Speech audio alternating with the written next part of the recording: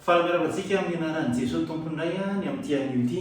Ny tenin'Andriamanitra izay voalahatra ho vakintsika, voatokana ho antsika dia araka izay voasoratra amin'ny bokin'ny Apokalipsy toko voalohany.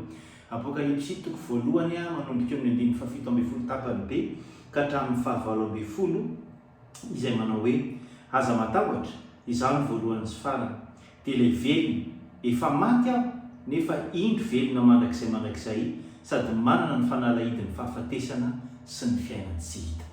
Efa maty aho ka indro velona mandrakizay sady manana ny fanalahidin'ny fahafatesana sy ny fiainana tsy hita.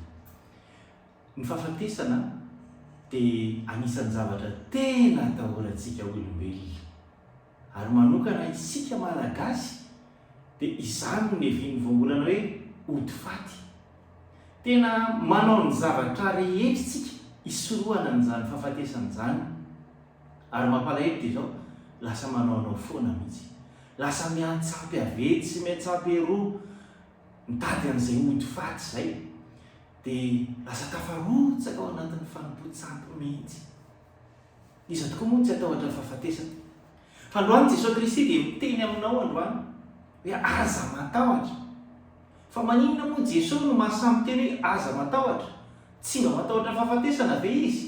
Eny, tsy matahotra fahafatesana izy satria izy efa naharesy ny fahafatesana. Zany ny Andriamanitra izay vavahanao. Andriamanitra tena niaina fahafatesana, fa saingy nitsangana naharesy fahafatesana. Eritrereto raha misy olona mahasamy teny hoe za fa naharesy ny fahafatesana, fa dia miazakazakany aminy daholo ny olona rehetra mitady ody faty. Fa androany ny ody faty izy omenanao, raha izay ny zavatra tadiavinao dia tsy iza fa Jesosy Kristy ilay efa naharesy ny fahafatesana. Ino izy efa mandondony eo varavaran'ny fonao, ny anjaranao dia mamoa ny varavaran'ny fonao ary mampiditra azy ao anatin'ny fonao. Hoy ny Tompo hoe izay mino aho na dia efa maty aza dia ho velona mandrakizay. Hivavaka isika. Jesosy misaotra anao izay fa androany nampatsiahivinao, nampafantarinao anay fa ianao manana fanalahidin'ny fahafatesana. Dia misaotra anao izay Jesosy amin'izany. Mikarohanay fatratra hatrizay izay natao hoe fanalahidin'ny fahafatesana izany. Fa androany nampatsiahivinao anay. Dia mifono aminao izay Jesosy. Ny amin'ny fotoana rehetra izay nampiororo anay, nandiananay avetsy sy averoa hitady an'izany fanalahidin'ny fahafatesana izany, fa androany hozy ianao aminay hoe aza matahotra. Fa namasonao ianao ampahery anay, hahavelona an'izany teny izany ao anatinay, ka tena hahatonga anay hiankina amin'ny Jesosy Kristy, hahatoky an'i Jesosy Kristy ilay efa naharesy ny fahafatesana, ka dia tsy ho andevo ny tahotra intsony izahay.